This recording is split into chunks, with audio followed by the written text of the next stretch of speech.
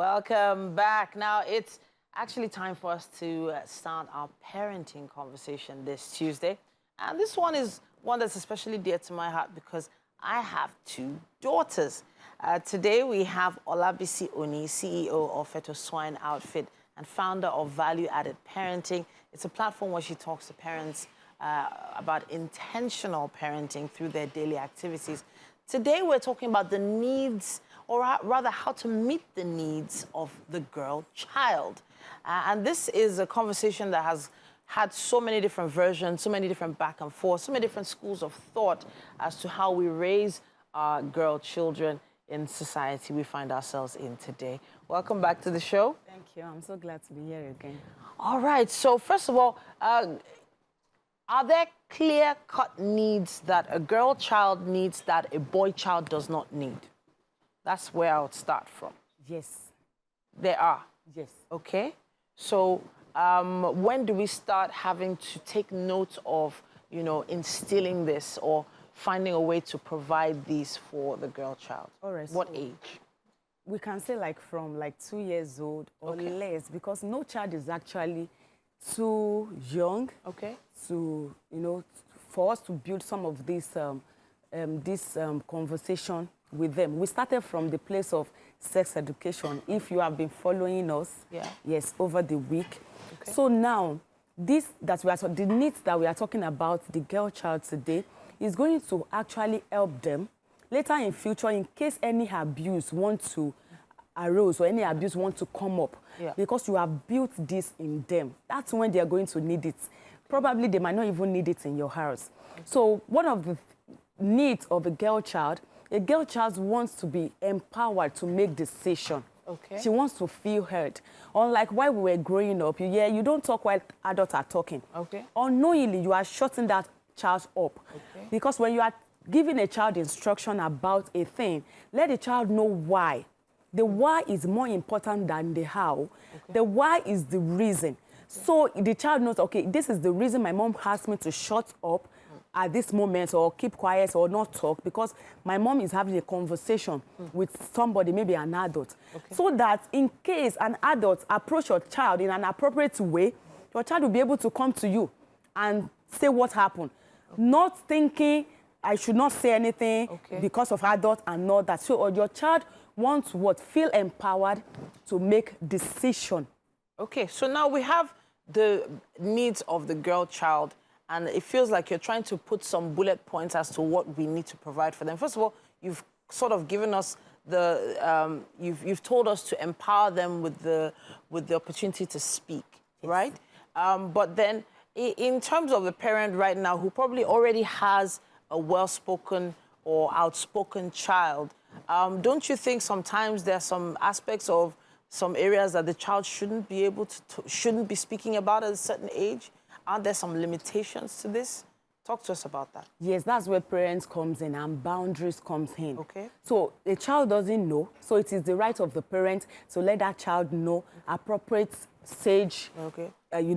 As the child grows, you let them know boundaries. That's where the matter of boundaries comes in. Let the child know when this is happening, you don't say such thing. Okay. When this is happening, you don't say such thing. So that's where the place of boundaries comes in. Okay. And parent has to be available to know when and when to cover that child. So we are, of course, going to cover the needs of the boy child probably next week or I think, yes, next week. But I'm trying to really put a bullet point to what parents need to know. So if someone is jotting right now, the things they need to instill in the girl child or advise other parents to instill in their girl children, what's the next one on this? A girl child wants to feel respected. Okay. She wants to be able to be respected and admired by the society. This is building self-confidence in that child. And it has to be done from the house, from your house. How do you talk to your child? Do you respect your child? Are you raising a king, a queen, a princess? Like, for instance, if a king brings his daughter to your house to just take care of for a week, how will you treat that child? Okay. I'm sure because you have the consciousness that she's a child of a king, that she's a princess, you're going to speak to her nicely. And that's the way we should treat our children. When you respect your child from the house, it is that confidence she will take out there, and she won't take any shit from anybody because she knows how she's being treated at home. So another thing is a child wants to feel loved by a man. That's the place of the father. Even if you are a single parent, there's a saying that you should get a father figure for your child. See, something happened to me. My niece stayed with me. She's no longer with me. And because I didn't have this kind of knowledge, her father is late, so she had to stay with me. I didn't know she needed that kind of love, a manly love. So now we noticed that she started going out, having boyfriend, which is not wrong. But if there is a father figure in her life that is telling her, I love you, you hug her, you affirm her always. When a nonsense guy come out there and tell her she loves her, she already heard it over and over again from her dad. So it won't be different. It won't be new. Because a girl child needs this affirmation from her father. A girl child needs this love, this manly care. And protection. Protection from her dad. So when they do not get it in the house, and any sign of it outside, they go all out for it. So that's the place of parents, and is a need that needs to be cared for. All right. So the right to be able to speak out, then also that affirmation, respect, and that affirmation on care from a male father figure. All right. So where are we going next? I think we talked a bit about choice sometimes recently. Giving your child choice is very important. Very, very important. Okay, so for instance, like I mentioned, if you have a particular dress you want your child to wear, your child is already 6 and above. Okay, why not put 3 options?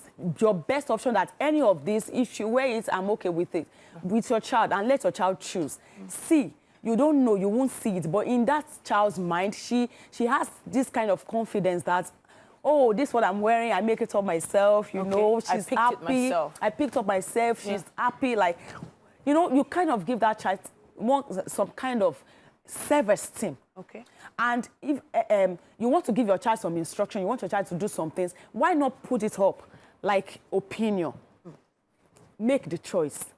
And let there be consequence. Let the child know, if you do this, this is going to be the consequence. If you do this, this is going to be the consequence. Even if the child now make wrong decision, they understood. It won't be on the parent. It will be on the child. Like, she will be responsible. It is my choice. I make this decision. So it is normal for me to go through the consequence.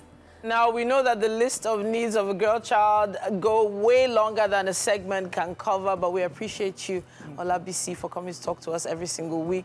The parenting journey it's a marathon. It's definitely not a sprint. And hopefully we will be, stopping over on the boy child's issues next week on parenting as well. Thank you so much for staying with us.